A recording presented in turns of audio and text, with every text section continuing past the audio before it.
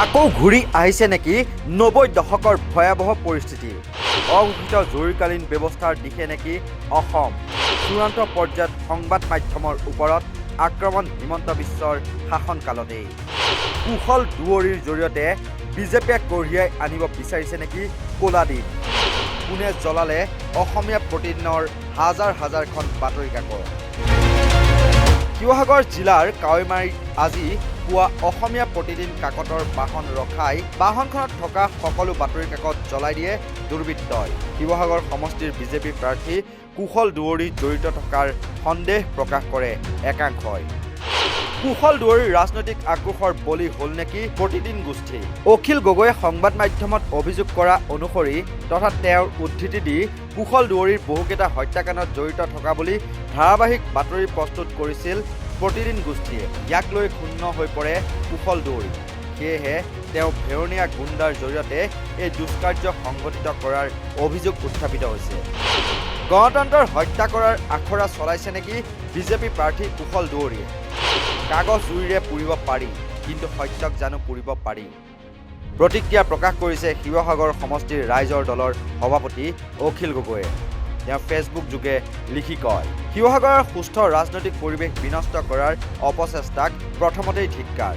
সংবাদ মাধ্যমৰ স্বতন্ত্ৰতা আৰু বাক স্বাধীনতাৰ ওপৰত এতিয়াই এই অপচেষ্টা। কাৰোবাৰ ক'লা অধ্যায় ফাদিল কৰিলেই যদি আক্ৰোশৰ বলি হয় গণতন্ত্ৰৰ চতুৰ্থ স্তম্ভ, গণতন্ত্ৰই কোন দিশে গতি কৰিছে সেয়া সময় থাকোঁতেই ভাবক এবাৰ। স্পষ্ট কথা, জুই দি কাগজ পুৰিব পাৰি, কিন্তু সত্যক পুৰি ছাই কৰিব নোৱাৰি। গণতন্ত্ৰত জনতাই শেষ কথা কয় আৰু শিৱসাগৰ জিলাত সংঘটিত আজিৰ এই জুইৰ শিখাই অনাগত দিনত এই অপশক্তিৰ বিৰুদ্ধেই জনজাগৰণৰ সৃষ্টি কৰিব। প্ৰতিদিন গোষ্ঠীৰ ওপৰত চলা এই বৰ্বৰতাক পুনৰবাৰ ধিক্কাৰ জনাইছোঁ। লগতে এই ক্ষেত্ৰত দৃষ্টান্তমূলক ব্যৱস্থা গ্ৰহণ কৰিবলৈ প্ৰশাসনক দাবী জনাইছোঁ। লগতে সকলো সংবাদ গোষ্ঠী তথা সাংবাদিক সংবাদ কৰ্মীয়ে একত্ৰিতভাৱে থিয় দিবলৈ আহ্বান জনাইছোঁ। ইপিনে প্ৰতিক্ৰিয়া প্ৰকাশ কৰি এই দুষ্কাৰ্যৰ দুৰ্ঘোৰ বিৰোধিতা কৰিছে সদৌ অসম ছাত্ৰ সন্থাৰ সভাপতি উৎপল শৰ্মাই। শিৱসাগৰৰ কাৱৈমাৰীত বাতৰি কাকত কঢ়িওৱা গাড়ী ৰখাই জ্বলাই দিয়া হ'ল সহস্ৰাধিক অসমীয়া প্ৰতিদিন কাকত। গণতন্ত্ৰৰ ধ্বজা যে অৱনমিত হৈছে এয়া তাৰেই উদাহৰণ। চতুৰ্থ স্তম্ভৰ ডিঙি চেপিবলৈ কৰা এই অপচেষ্টাক গৰিহণা দিছোঁ। এই ঘটনাৰ ক্ষীপ্ৰ নিৰপেক্ষ তদন্ত কৰি দোষীক শাস্তি দিবলৈ দাবী জনালোঁ। আনহাতে ২৩ গৰাকী লোকক হত্যাৰ লগত পোনপটীয়াকৈ জড়িত থকাৰ অভিযোগ উত্থাপন হোৱাৰ পাছতো হিমন্ত বিশ্ব শৰ্মা আৰু বিজেপিয়ে কুশল দুৱৰীক কিয় টিকট প্ৰদান কৰিলে বুলি আঙুলি টোৱাই প্ৰশ্ন কৰে ৰাইজৰ দলৰ উপ সভাপতি বেদান্ত লস্কৰে। আজি শিৱসাগৰ কাৱৈমাৰী গণতন্ত্ৰৰ চতুৰ্থ স্তম্ভ প্ৰতিদিন কাকতখন কুশল দুৱৰী নৰহত্যাকাৰী কুশল দুৱৰীৰ নেতৃত্বত গণতন্ত্ৰৰ চতুৰ্থ স্তম্ভ প্ৰতিদিন কাকতখন জ্বলাই দিয়া হ'ল। কুশল দুৱৰীয়ে ভাবিছে নেকি, হত্যাকাৰী কুশল দুৱৰীয়ে ভাবিছে নেকি যে অসমীয়া মানুহ মৰি গ'ল বুলি? ঐ কুশল দুৱৰী হত্যাকাৰী, ২৩টা মানুহ অসমীয়া ২৩টা মানুহক তই হত্যা কৰিছ কুকুৰ। কুশল দুৱৰী অসমীয়া মানুহে পাহৰি যোৱা নাই। মই বিজেপিক কৈ দিছোঁ, ডক্টৰ হিমন্ত বিশ্ব শৰ্মা, দিলীপ শইকীয়া, আপোনালোককো স্পষ্টভাৱে কৈ দিছোঁ, আপোনালোকে কুশল দুৱৰীৰ নিচিনা ২৩জন অসমীয়া যুৱকক কলিজা কাটি হত্যা কৰা কুশল দুৱৰীক প্ৰাৰ্থী দিছে আৰু শিৱসাগৰত সন্ত্ৰাস বিয়পাবৰ যি চেষ্টা কৰিছে, আমি কুশল দুৱৰীৰ নিচিনা হত্যাকাৰী মানুহটোলৈ আমি এই বুঢ়া আঙুলিটো কেয়াৰ নকৰোঁ। কুকুৰ পোৱালি কুশল দুৱৰীক কৈ দিছোঁ, তোক সাৱধানে থাকিবলৈ দিছোঁ। তই যদি এনেকৈ আকৌ অসমীয়া মানুহৰ ওপৰত অত্যাচাৰ কৰ, আমি কিন্তু মনে মনে বহি নাথাকিম। সাৱধান কৰি দিছোঁ, শেষ পকেৰি দিছোঁ কুশল দুৱৰী। আপুনি যদি ঠিকে থাকে ঠিকে থাকক, নহ'লে আপোনাৰ বিৰুদ্ধে মুকলি যুদ্ধ ঘোষণা কৰিবলৈ আমি কৃষক মুক্তি ছাত্ৰ মুক্তিয়ে বাধ্য হ'ম। ধন্যবাদ। শিৱসাগৰতো বিভিন্ন দল সংগঠনৰ মাজত এই দুষ্কাৰ্যৰ বিৰুদ্ধে প্ৰতিক্ৰিয়াৰ জোৱাৰ উঠিছে। সকলোৱে এই ঘটনাৰ তীব্ৰ ভাষাৰে গৰিহণা দিয়াৰ লগতে শিৱসাগৰ আৰক্ষী আৰু নিৰ্বাচন আয়োগৰ পক্ষপাতমূলক আচৰণৰো তীব্ৰ বিৰোধিতা কৰে। অসমত ৰাজনীতি হ'ব লাগে মূল্যবোধৰ ৰাজনীতি, কিন্তু আমি দেখা পালোঁ এইবাৰ শিৱসাগৰ সমষ্টিত ৰাজনীতি একেবাৰে এক হিংসা জৰ্জৰিত পৰিৱেশৰ মাজত হৈ আছে। আমি দেখা পালোঁ যে গণতন্ত্ৰৰ চতুৰ্থ স্তম্ভ এখন সংবাদপত্ৰ আজি পুৱাৰ ভাগতে জ্বলাই দিয়া হৈছে অত্যন্ত গুণ্ডামি কৰি। আৰু এই বিষয়টো অনুসূচিত জাতি ছাত্ৰ সন্থাই গৰিহণা জনাইছোঁ, ধিক্কাৰ জনাইছোঁ। আমি ইয়াৰ পৰা ক'ব খুজিছোঁ যে যিজন প্ৰাৰ্থীয়ে তেওঁৰ সাংগু পাংগুৰ জৰিয়তে এই কাম কৰাইছে তেওঁলোক সংযম হোৱাটো ভাল, কাৰণ শিৱসাগৰত এনেদৰে নিৰ্বাচনী হিংসা পূৰ্বতেও হোৱা নাছিল আৰু আমি এতিয়াও হোৱাৰ আশংকা কৰোঁ। আৰু এই যিটো পৰিৱেশ, এই পৰিৱেশটো নস্যাৎ কৰিবৰ কাৰণে আমি চেষ্টা কৰিছোঁ আৰু এই পৰিৱেশটো নোহোৱা কৰিবৰ কাৰণে সেই নিৰ্দিষ্ট প্ৰাৰ্থীজনক আমি আহ্বান জনাইছোঁ। আৰু সমান্তৰালকৈ আমি ক'ব খুজিছোঁ, যদি তোমাৰ কিবা কুকৰ্ম আছে এই কথা কাকতত প্ৰকাশ হ'ব, এই কথা সংবাদ মাধ্যমত প্ৰকাশ হ'ব। তাৰ বিৰুদ্ধে যদি তুমি গুণ্ডামি কৰা, তাৰ বিৰুদ্ধে যদি তুমি এনেদৰে নিৰ্বাচনী হিংসা কৰা, এই কথা কেতিয়াও মানি লোৱা নহ'ব। শিৱসাগৰবাসীৰ ৰাইজকো আমি আহ্বান জনাইছোঁ যে এনেদৰে যিসকলে আচলতে সমগ্ৰ শিৱসাগৰখন জ্বলাব বিচাৰিছে, এনেদৰে যিদৰে আচলতে শিৱসাগৰখনক এক অৰাজক পৰিৱেশৰ সৃষ্টি কৰিব খুজিছে, নিৰ্বাচনী হিংসাৰ জৰিয়তে সমগ্ৰ অসমত আচলতে শিৱসাগৰখনৰ গৰিমাক আচলতে নস্যাৎ কৰিব খুজিছে, তেনেকুৱা ব্যক্তিক আপোনালোকে ভোট নিদিব। তেনেকুৱা ব্যক্তিক আপোনালোকে ধৰি বান্ধি তেওঁ আচলতে যি অহং মনোভাৱ, তেওঁ আচলতে যি ক্ষমতাৰ লোভ দেখুৱাই বা ক্ষমতাৰ আচলতে যিটো আচলতে তেওঁ কাৰচাজি দেখুৱাই এনেদৰে কাৰ্য সিদ্ধি কৰিছে, তেখেতৰ ইয়াৰ বিৰুদ্ধে থিয় দিয়াটো কিন্তু শিৱসাগৰবাসীৰ ৰাইজৰ কাৰণে এইটো উপযুক্ত সময়। ঐতিহাসিক শিৱসাগৰ সমষ্টিত আজি যিটো ঘটনা সংঘটিত কৰিলে, এখন গুৰুত্বপূৰ্ণ মানে বাতৰি কাকত আজি কাৰমাৰী পঞ্চায়তত যিটো ঘটনা মানে জ্বলাই দিয়াৰ যিটো মানে ঘটনা সংঘটিত কৰিলে, একেমুখে ধিক্কাৰ দিছোঁ। আৰু এটা নতুন ইয়াত আমদানি, এই শিৱসাগৰ এই ঐতিহাসিক সকলো মানে গুৰুত্বপূৰ্ণ ব্যক্তি থকা এই ঐতিহাসিক নতুন এটা ৰাজনৈতিক সংস্কৃতি ইয়াত আগমন ঘটিছে বুলি অনুমান কৰিছোঁ। বিজেপি দলৰ যিজন প্ৰাৰ্থী কুশল দৈদেৱৰ ইতিহাস সকলোৱে জানে, আৰু এইজন ব্যক্তিৰ নেতৃত্বতে এই ঘটনাটো সংঘটিত হ'ল। আৰু তাৰ গোটেই নেতৃত্বটো বহন কৰিলে পাৰ্থ বৰা আৰু পিংকু দুৱাৰ নামৰ এই দুজন ব্যক্তিক দলৰ পৰা তেখেতসকলে নেতৃত্বতে গোটেই ঘটনাটো সংঘটিত কৰিছে। আৰু আমাৰ দলীয় কৰ্মীসকলক মানে শাৰীৰিকভাৱে অপদস্থ কৰাৰ যিটো মানে প্ৰচেষ্টা কৰিছে, তাক আমি একমুখে ধিক্কাৰ দিছোঁ। আৰু আমি এটা কথা তেখেতসকলক আমি সকীয়াই দিব খুজিছোঁ যে এইটো এটা আমাৰ এই এনেকুৱা ধৰণৰ ঘটনা যাতে ভৱিষ্যতে নকৰে। আমাৰ প্ৰাৰ্থীসকলক আমি বহুত সংযমী হৈ আছোঁ। আমি শিৱসাগৰত আমি এনেকুৱা এটা বাতাবৰণ বিচৰা নাই। আৰু আমি এটা কথা আমি উপলব্ধি কৰিছোঁ যে এনেকুৱা ধৰণৰ আচলতে এই যিটো আমদানিকৃত সংস্কৃতিয়ে আমাৰ শিৱসাগৰ সচেতন মহলৰ আচলতে এইটো এটা দৃষ্টি আকৰ্ষণ আমি কৰিব খুজিছোঁ যে এনেকুৱা ধৰণৰ এটা ব্যক্তিৰ হাতত, এনেকুৱা ধৰণৰ এজন জনপ্ৰতিনিধিৰ হাতত আছে আমাৰ শিৱসাগৰ সমষ্টিৰ ভৱিষ্যতৰ কাৰণে কেনেকৈ ধৰণে সুৰক্ষিত হৈ থাকিব, এইটো এটা আমাৰ এটা ডাঙৰ প্ৰশ্ন হৈ উঠিছে। আমি সকলো আমাৰ দলীয় সতীৰ্থক সংযমী হৈ থাকিবৰ কাৰণে অনুৰোধ জনাইছোঁ।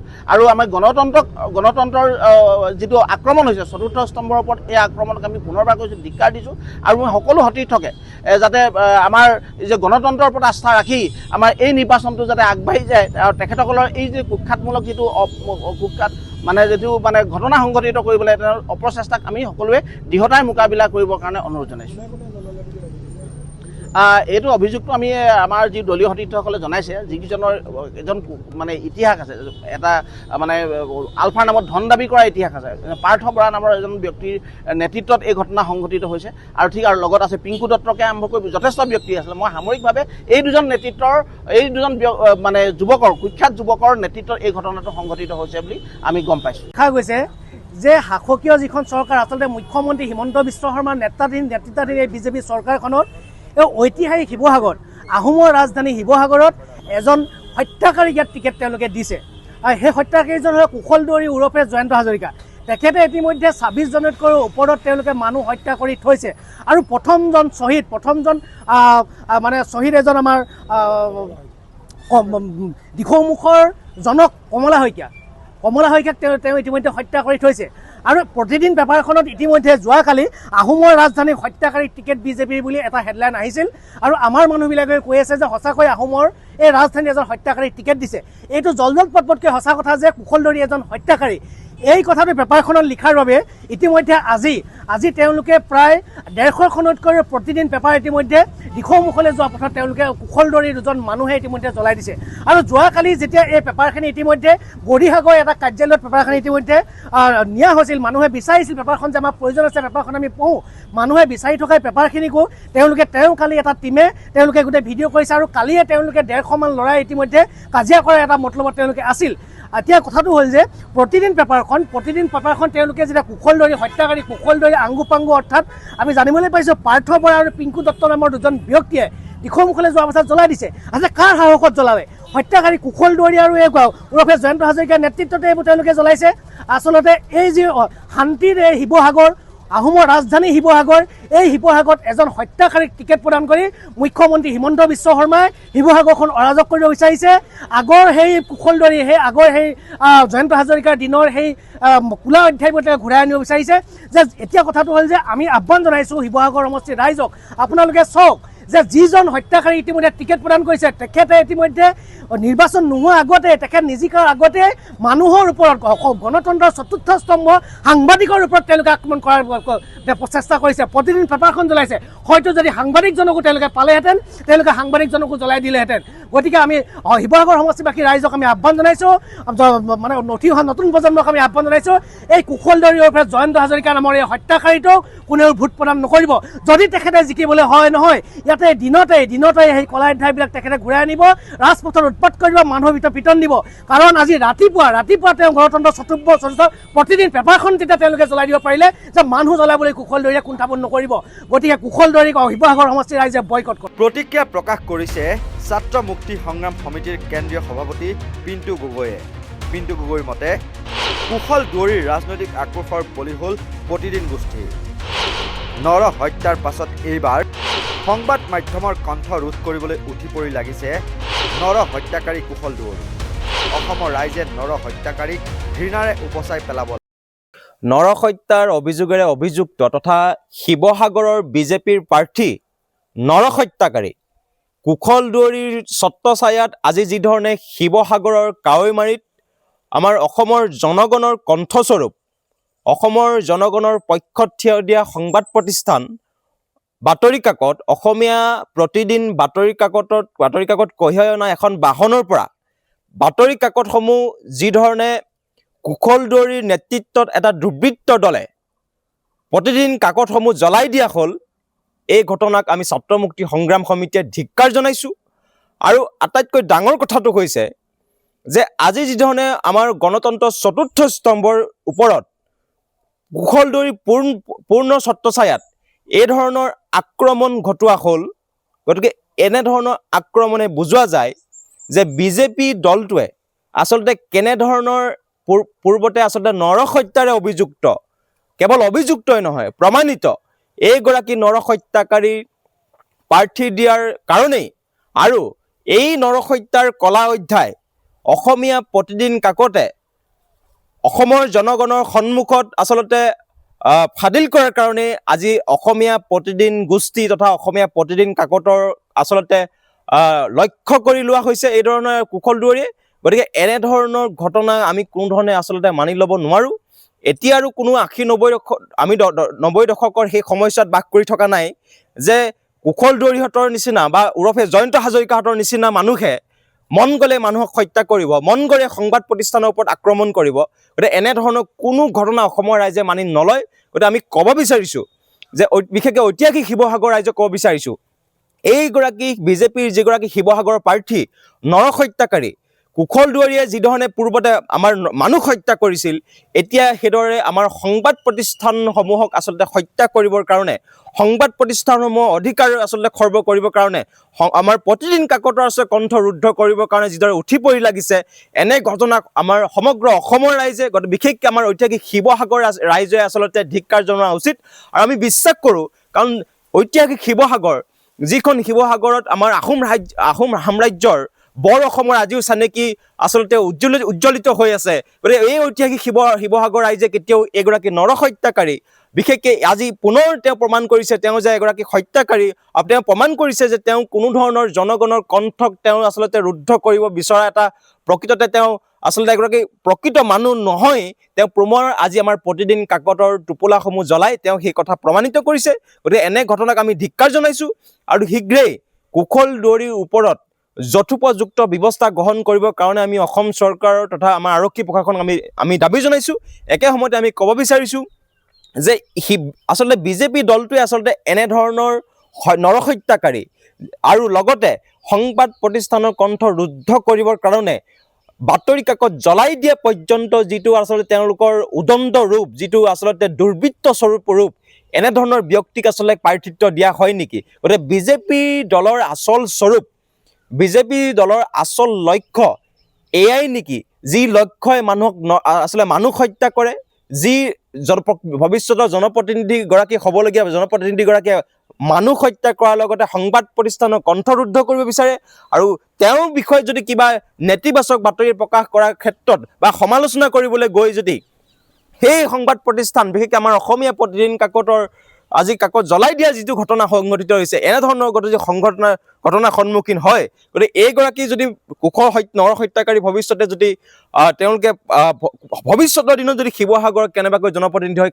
গতিকে কেনেধৰণৰ আচলতে পৰিৱেশ সৃষ্টি হ'ব, মানুহ জীয়াই থকাৰ ধৰণৰ, বিশেষকৈ সাংবাদিকসকলৰ অধিকাৰ কি ধৰণে খৰ্ব কৰা হ'ব, গতিকে এই ঘটনাতে প্ৰমাণ পোৱা গৈছে। গতিকে আমি সকলো অসমৰ সচেতন মহলক, অসমৰ সকলো সাংবাদিক বন্ধুসকলক আৰু বিশেষকৈ ঐতিহাসিক শিৱসাগৰ ৰাইজক কুশল দুৱাৰীৰ যি আমাৰ প্ৰতিদিন কাকত জ্বলাই দিয়াৰ যিটো ঘটনা, তেওঁৰ ছত্ৰছায়াত দুৰ্বৃত্ত দলে যিধৰণে আমাৰ প্ৰতিদিন কাকত জ্বলাই দিয়া যিটো ঘটনা, এই ঘটনাক লৈ আমাৰ শিৱসাগৰ ৰাইজে, অসমৰ ৰাইজে কুশল দুৱাৰীক ঘৃণাৰে উপচাই পেলোৱা উচিত বুলি আমি ভাবোঁ।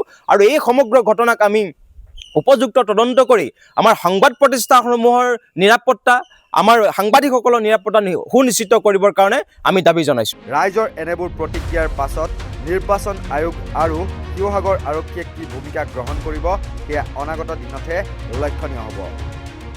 শিৱসাগৰৰ পৰা পাৰ্শ্বজ্যোতি গগৈৰ সহযোগত নিউজ ডেস্কৰ ৰিপৰ্ট, নৰ্থ ইষ্ট নাও।